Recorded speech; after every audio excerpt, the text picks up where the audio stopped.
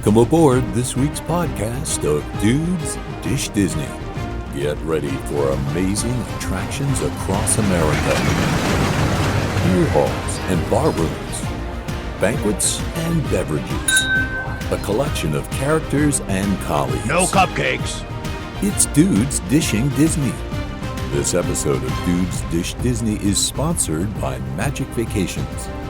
Magic Vacations. Discover the magic of travel. And now your hosts, the dudes of Dudes Dish Disney.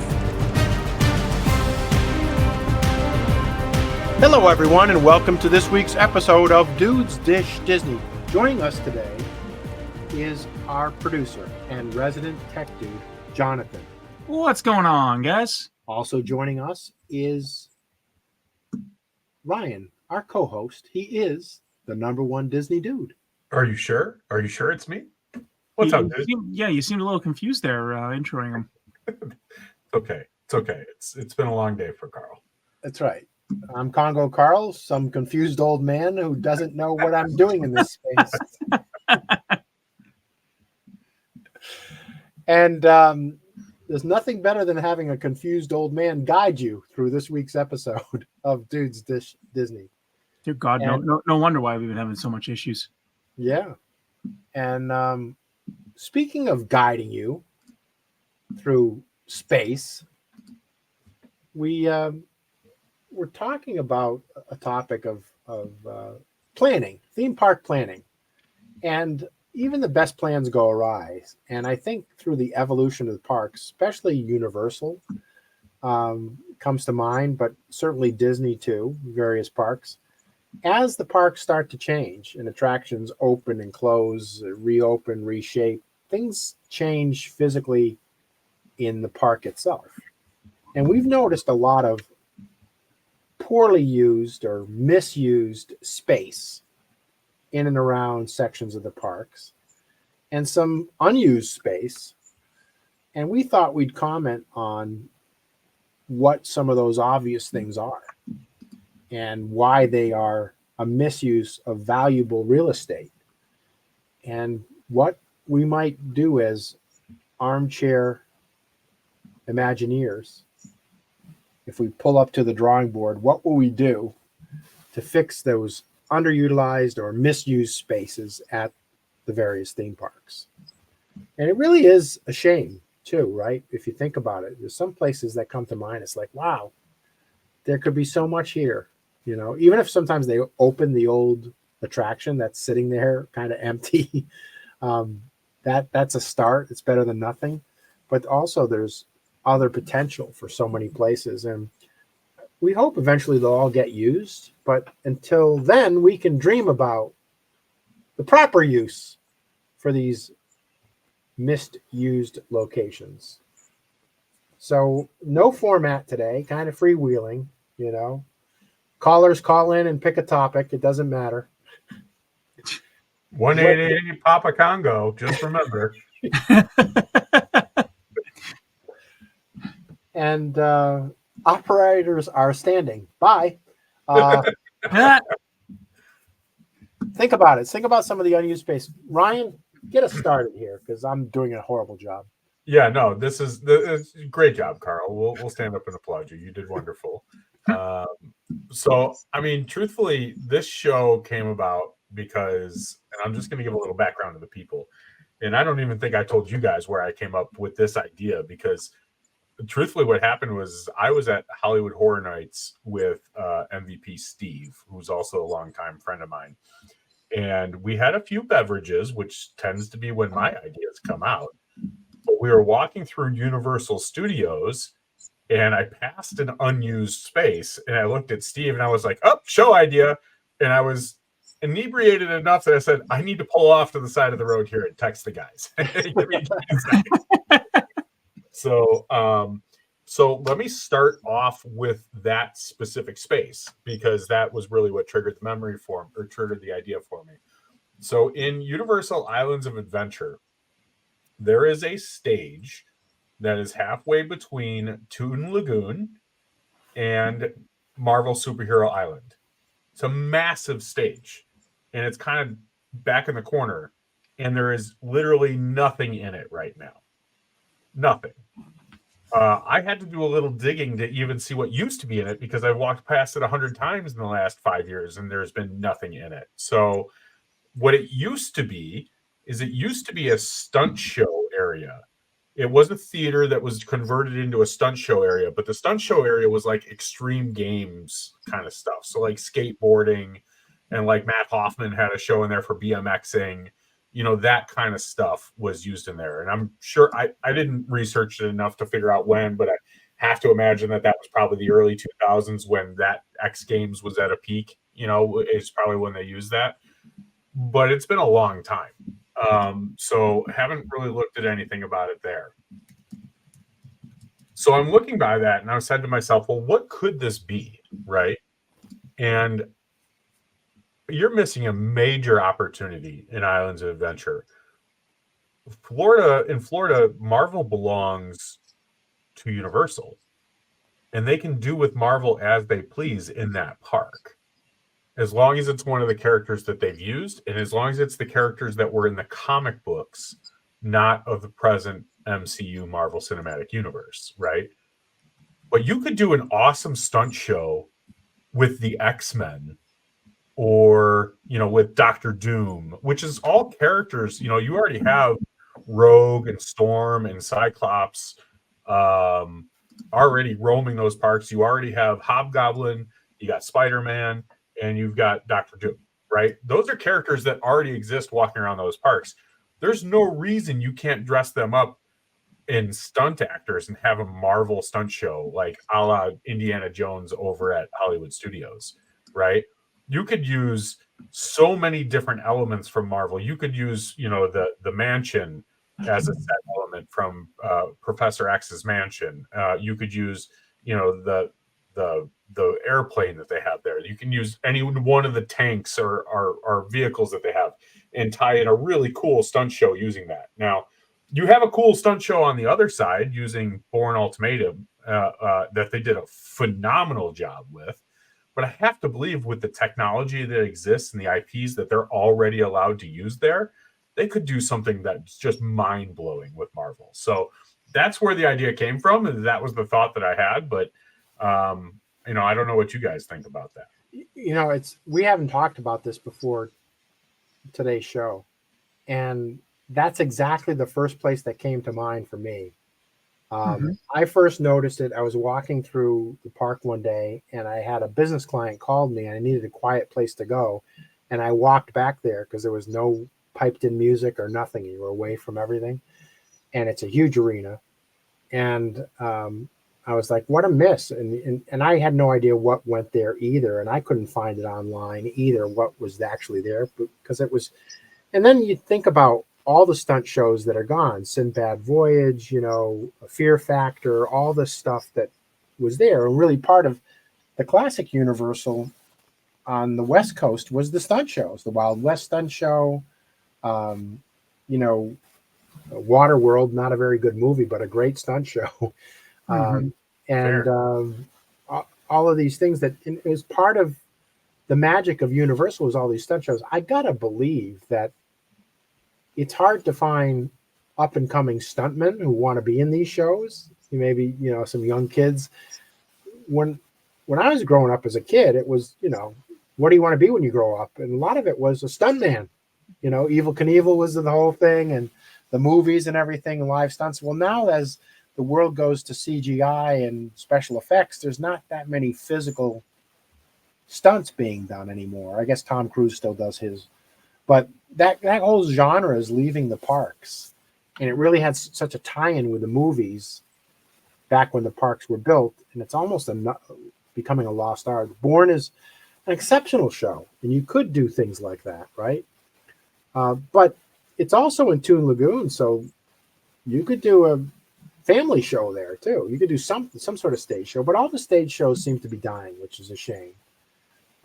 I know it's overhead. You got to have 2 or 3 casts so you can rotate safely.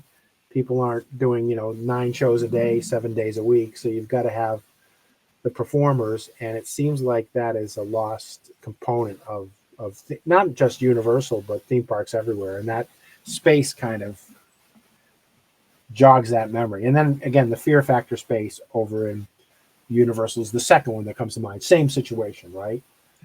Yeah, that only, I mean, I think that really only now gets used once a year during Halloween Horror Nights for that.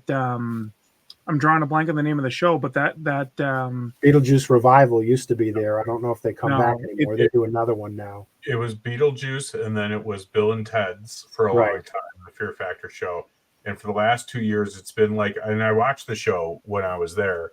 The last couple of years, it's been a kind of like a circus, right? Like a Nightmare Fuel circus. Okay. Which the show actually is really good.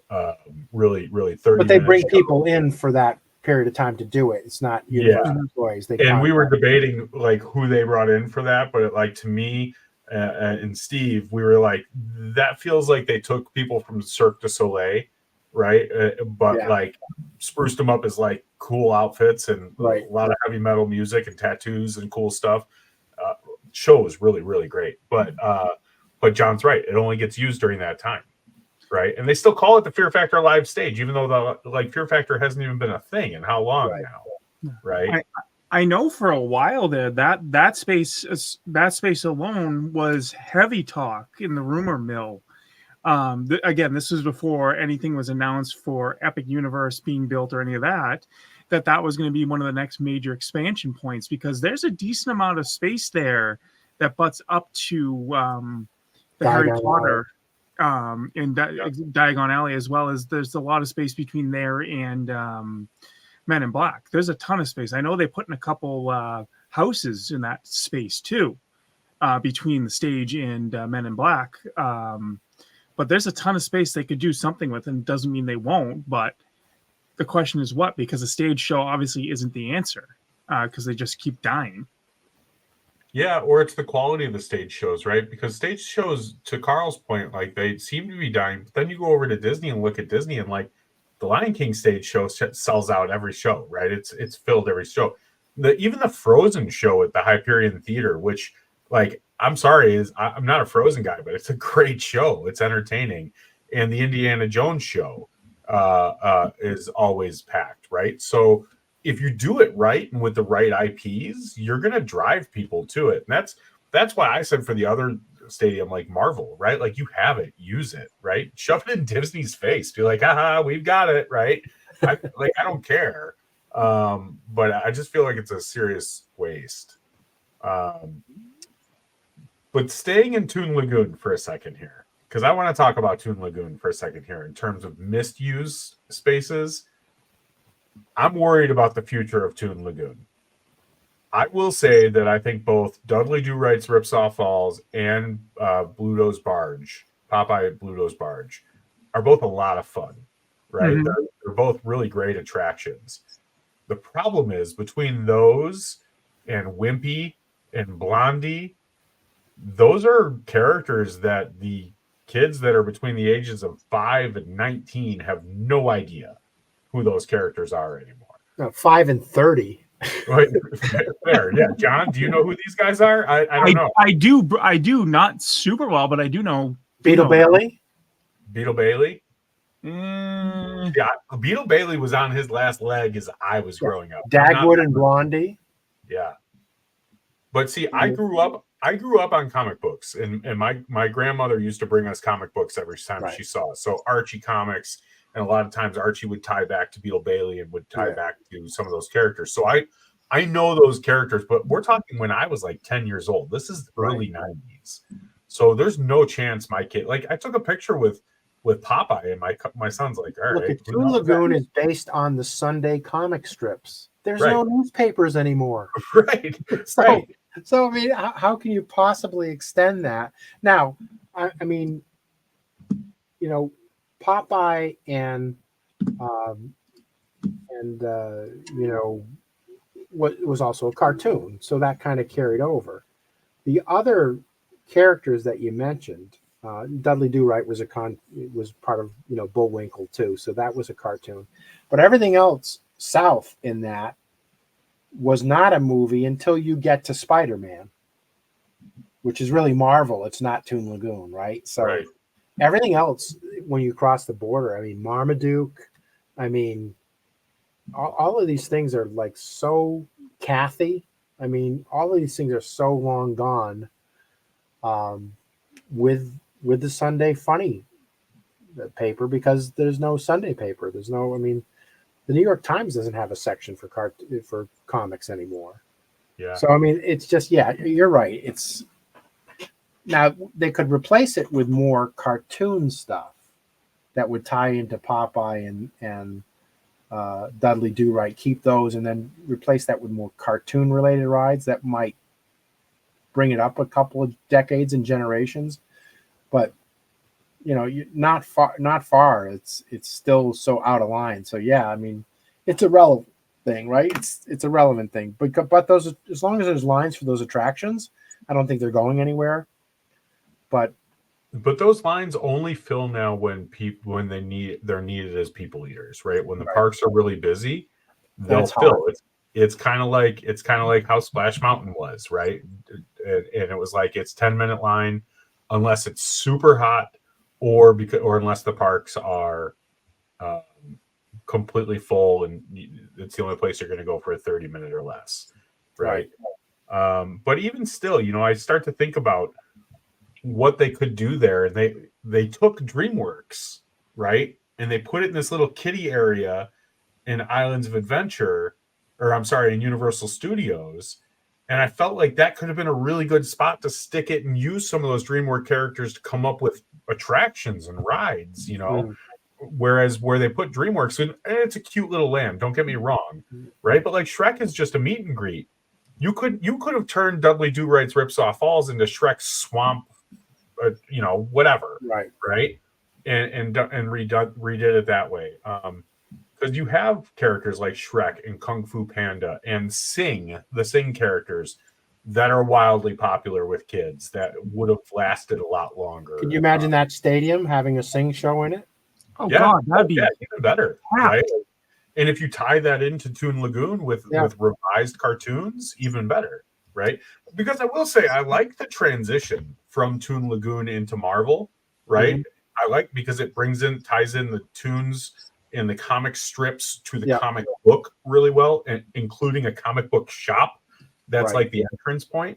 So they did a really good job with that, and you could keep that as long as you bring in more modern and updated cartoons. Curious George they took Curious George out, but Curious George is actually a character that my kids still know. Curious George is insanely popular. My oldest just started really getting into it, and he's obsessed with it. We're scrolling through YouTube or whatever, and he's like, he sees it, George, I want to watch this. Yeah. It's super popular. And I'm surprised. I didn't realize how popular it was till he started watching. Like, okay, there's a lot of content for it. So Woody Woodpecker's coming back, right? Sorry. There you go. There's a cartoon, not just a comic strip, a cartoon. So he could have an attraction there too. And that would fit into that, bring it up to date a little bit more. But that's certainly a waste of space, because you see how tight, once you pass Toon Lagoon and you head over towards Kong and then Jurassic Park, space is at a premium. I mean, they built that roller coaster on top of things and around things and through the lagoon, right? Because they needed the space, and yet you have wasted space just one land over. Well, and this is what drove me crazy walking through there, is like you literally go through Hogsmeade to Jurassic Park to Kong, and it's like, yes, awesome, amazing, and then Toon Lagoon. You know what I mean? Like, it's like, and again, I enjoy the attractions, don't get me wrong, but we, especially as travel planners, are trying to convince more people to go to Universal because we love Universal, right? But when you name off all the IPs, right, and then you go to like, oh yeah, like we're just gonna skip that one, right? Like nobody cared. We're just gonna skip that one. I don't know. There's so many they could have done. The Bad Guys is another wildly popular one. That's a book and a cartoon and a movie that they could have used too. So, Secret Life of Pets is another one that they use out west that they don't use out east. So I could go on and on with that, but to me, I'm hoping, okay, like we've got Epic coming, right? and I've made my case about where I think they may have made some missed decisions, in my opinion, there. But to me, they can still make up for that in Toon Lagoon if that becomes their next big project. And then the other thing is that's happening at Islands of Adventure is the Lost Continent is taking away shapes and forms, and they're dismantling things all the time without really plans for it. I mean, at one time, both attractions were closed there, which were both shows. But Sinbad never came back. And so what are we going to do now with that area? Are you going to expand more of Harry Potter, or are you going to try to bring in an appropriate IP that fits with the Lost Continent's theme and keep it? It's a cool looking place. It's very different looking than other sections of the park. I like that theming. I think it's, close to, having Vikings back in Norway. You kind of need something like that for dudes, but there's 2 empty attractions there, a lot of real estate, and no announcement for any plans of what's going there. I almost think you don't even need to bring in another IP. It almost seems fitting that with what that theming area already is, and with Jurassic Park, the Jurassic theming there, bringing in Jurassic World Park, whatever you want to call it now, bringing in more expansion into that sounds like the right way to do it. Honestly. Yeah, I feel like they're in a tough spot because Mythos, right, is a big part of that area. Mm-hmm. And Mythos is very widely touted by them as the best theme park restaurant in the world, right? They've had the same banner up there for a few years now. And we know it competes with Tiffin's, right, for that title. But if you have the best theme park restaurant in the world, you can't just demolish it because everything else in the land sucks. So now you got to find a way to theme that and fit that into something else. And I don't know what other type of Greek IP Universal owns to fit to that, right? You have to go way back to like Ben-Hur, right? Right. And right. But okay, maybe you can use something like that because you can at least bring it to a modern Roman Colosseum kind of like gladiator fight there, right? I don't know. Do they own the rights to Gladiator? I don't know. Or 300? Yeah. Maybe. I don't know. I don't know if those are Universal properties or not. But to me, those would be a better use of that area and to bring that in still. Please do something there. It is. Gladiator is owned by DreamWorks Pictures and Universal Pictures, so that could work. That would absolutely work there. If you take out that area and you build in, man, you just need to make a replica Coliseum, and literally, again, you could have another Gladiator style show. You could have like basically the Gladiator version of what's the stupid night show that's castles everywhere. Yes.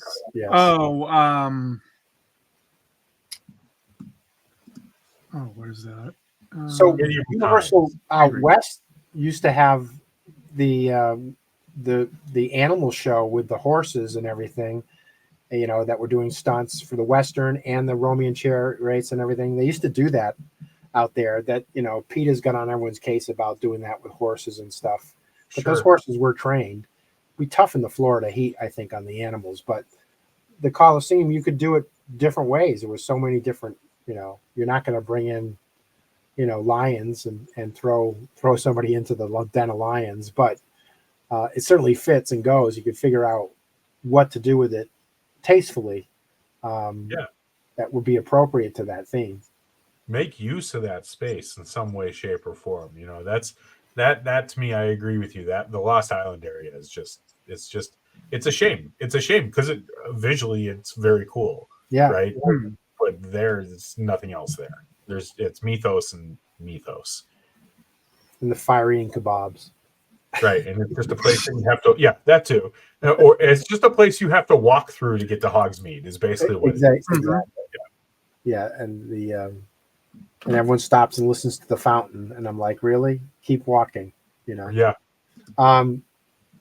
Let's jump over to the other side of town. I have a really big misused space that I think we've talked about on the show. But as you go down Main Street over to the left in the center of Adventureland, they put this frickin' ride that misused the space of the plaza in Adventureland Square, and it's now got this ugly spinning ride in the middle of it. That's a terrible misuse of space in Adventureland. He's been waiting 25 minutes to bring this up. Oh, dear God. Hey, You feel better about yourself now? Rip out the carpets and save Rivers of America.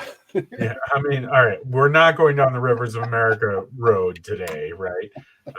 We are staying off the Tom Sawyer paddle boats for the evening, but I will say that we've agreed on that. The magic carpets of Aladdin. Like, how many Dumbos do you really need in one? Yeah. And by the way, what you need is nothing there. You just need space. Mhm. Correct. Yeah. Sometimes less is more, right? I know we talked about that in the Disneyland versus Disney World show when we compared Adventurelands, and it's true because all it does is clog up the area. That's all it's good for. You've got no more than 20 people in line for that thing at any given time. Right. And really, if the kids love it that much, go to frickin' Dumbo. Like you'll get the same thing. But I think you're also missing an opportunity to have an extra character meet and greet there with Aladdin and Abu and Genie and Jasmine. Right. Like you could easily have a little stage there that doesn't clog up as much space and still have a character meet and greet there too. That's easy to see and get to for characters that people like. Because unless you're there for a special event, it's hard to meet Aladdin, Abu. Well, Aladdin now you can meet, but Abu Jasmine's is very over rare. in Morocco all the time too. Yeah, but Abu is very rare to see, and Genie in Disney World is tough to see. Disneyland he's easily found, but you know me. So, this is where one of those few areas where Carl and I agree. It's like get rid of the magic carpets and give me some damn Genie, right? Like I want it. I want it now. The meatloaf. But yeah, I agree, Carl. I agree. meatloaf. All right. What else, John? You have a pet peeve of any place that's overused, underused, misused? I mean, let's be honest, there's underused space in Hollywood Studios. That's, I believe, the launching bay in that whole Disney Juniors area. I know there's rumors of that, but let's be honest, that space it's dead. There's nothing there, and that is such prime real estate for them to use over there. Yeah, Animation Courtyard. Yeah, Animation Courtyard. I agree with you, John. The one thing that I think they should do, and I understand they don't own the IP outright, they lease it. Put a Bluey attraction in there. If you're going to keep that as a kid-friendly area, which I'm okay with, I think at least a lot of my clients with smaller children and their families really like the character meet and greets, the dance party that they do in there and all that kind of stuff, right? I'm okay with that if you want to keep that as Animation Courtyard. Even if you want to drop Monsters Inc. there and get rid of the launch bay, it still works, right? But they need to add Bluey. Bluey's this wildly popular character for Hugely popular. Oh, it's immensely popular. I mean, I'm surprised Disney hasn't capitalized on that yet. It's kind of shocking, to be honest. Well, I think it's probably because they're a syndicate for that. Right. They don't own Bluey's owned out of Australia, and Disney is the syndicate that brings it across the pond, right? But you got to tell me that Disney can't afford to look at whoever's making Bluey and be like, hey, for $1 billion a year, we'll put Bluey in here and people can come meet him, and it won't even cost them that much. No, it won't. And what it's going to generate, it's well worth it. And I'm guaranteeing the creators will easily be willing to go into some type of licensing with that, because they're already doing it enough as it is. There's traveling shows with Bluey all over the place. Maybe there's another episode here on misused IPs, right? Yeah, well, that's missed IPs for sure. But yeah, I mean, that's one that, man, I swear, if they had something Bluey, I'd get so many more people to go to Hollywood Studios without even thinking about it. It's my brother is like this badass former Marine, and he's like, "Have you guys watched Bluey? I love Bluey. I watch Bluey all the time." Well, and look All at right, why do dude. people love it? The reason people love it, for especially young, is the message is clear and wholesome, Mhm. and it's about family and getting along and manners and being polite, and it's about things that families used to teach their kids, but now it's easier to stick them in front of the TV and learn it. But that's okay. At least it's good wholesome stuff, and it's very centered around the family too. And And it's it does take on some interesting topics too that can be controversial, but it handles them Mhm. very very well. yeah, And, and it's everything Disney has always stood for, right? So it is a perfect IP for them, even if they mhm, can't buy it outright. Like edutainment, right? We talk about that yeah, constantly. Edutainment is what Disney's all about in the parks. And man, talk about a fit, You could have a Bluey live stage show there, and oh my God, people would eat it up. That would be so worth it. I mean, I think you'd have the line like you'd have over at Lion King. Honestly, wherever you'd slap that thing. All right. I'm going to piss some people off here, and I'm going to go across the park, and I'm going to say that whole Muppets area totally misused, unused property. Now, I want to clarify my statement because I know at least 3 people just cringed, right, when I said that. I am not anti Muppets. I am anti Muppets stage show from 1994 not being updated, right? We can find a way to update the Muppets theater. I'm not saying we have to get rid of it, right? But we can update that show to something more relevant and more recent. But the area around it, Pizza Rizzo is terrible. The Italian restaurant back there is terrible, right? And it's just a cluster in there. There's space there that can be used for better restaurants, better food, uh, better attractions. so you got the Star Wars attraction in front of that. Then you walk by it to Galaxy's Edge. I always thought a perfect transition would be the Muppets Pigs in Space ride. Yeah, love it. Amazing. That's all. That would be Right? a ride. That would be all right. They could tongue in cheek make fun of Star Wars on it, as the Muppets do, and it could be a C or D attraction, dark ride, where Pizza Rizzo's is on that side. Updating, I agree with you. Updating the theater, updating the show. The problem that everyone has on it, the purist, is that's the last piece of work that Frank Oz did, and that's where you're going to get the pushback, like you said. But it's still when you do watch it, it's still a funny show. It still gets laughs. It just no one goes there anymore, right? So what is, and of course we all seen the blueprints of the rides and plans for the original Muppet Studios, which was going to be a section with 2 more attractions than just the 4D movie. Bring back one of those. There was going to be a tongue-in-cheek version of the Great Muppet Movie Ride, which made fun of the Great Movie Ride. And everyone misses the Great Movie Ride. Why not combine the two and put that there? There's space for it, But I still think Pigs in Space is the perfect transition. For sure. But I love the concept of that because that is what the Muppets is now. You have the Muppets Haunted Mansion, right? Like you have Right. all this stuff where they do the tongue-in-cheek Muppet stuff. Use it. Yeah. For sure, use it. I had a coworker today actually tell me that, he's like, I would love to see the Muppets do more of that kind of stuff. Take on bigger movies, box office movies, Yeah. have the Muppets do Marvel stuff, right? Like just all sorts of fun stuff like that. Yeah, I think that would be a really fun way to handle it. The other challenge too is, a lot of the people who were the original puppeteers in this, if you look at some of the documentaries, they're all gone. They're retired. So it's a lost art for them to kind of even get people to produce it and reproduce and make a movie or make things. You're better off going to animatronics at this point, in putting them in some of the attractions. Yeah, and that's okay, right? I mean, in terms of the voices, there's so many talented voice actors out there. They could redo the voices and make them sound like the originals, and you wouldn't notice.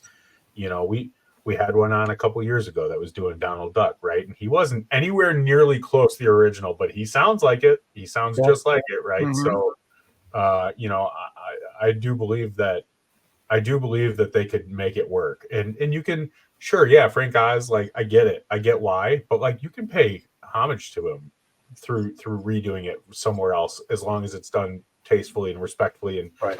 God knows Disney knows how to drop a little dime in there that makes everybody feel good about it too. You know, they do a really good job of that with the Imagineering.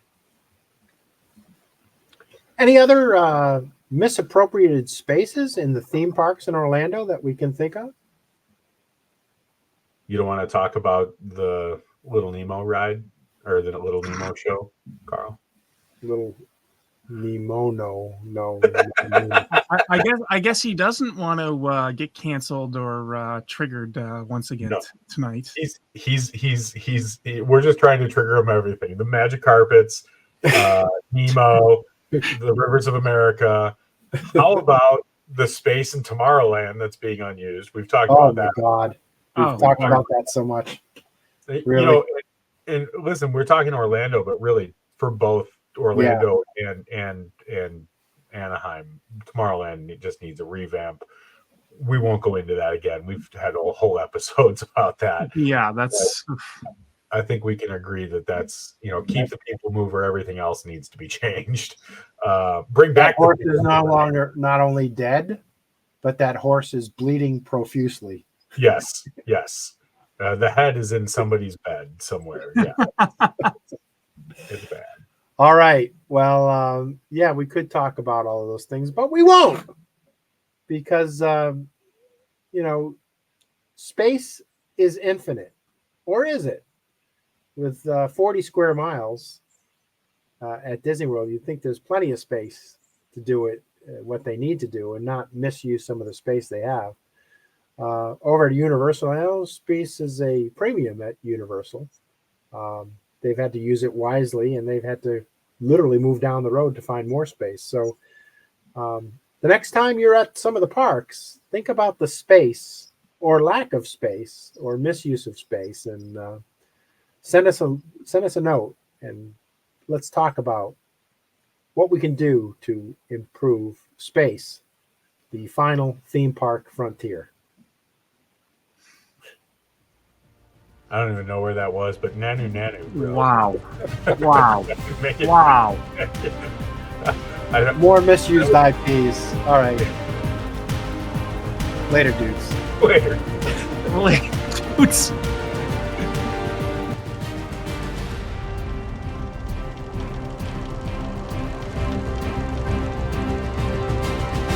Thanks for joining us for this week's episode of Dudes Dish Disney. Please check us out on social media. On Facebook at Dudes Dish Disney. On Instagram at Dudes Dish Disney. On X at Disney_Dish. Please check us out on YouTube.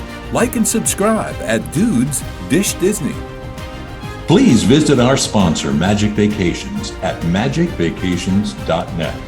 More than just a travel agency, Magic Vacations has over 60 Magic Vacation planners committed to bringing you white glove concierge service.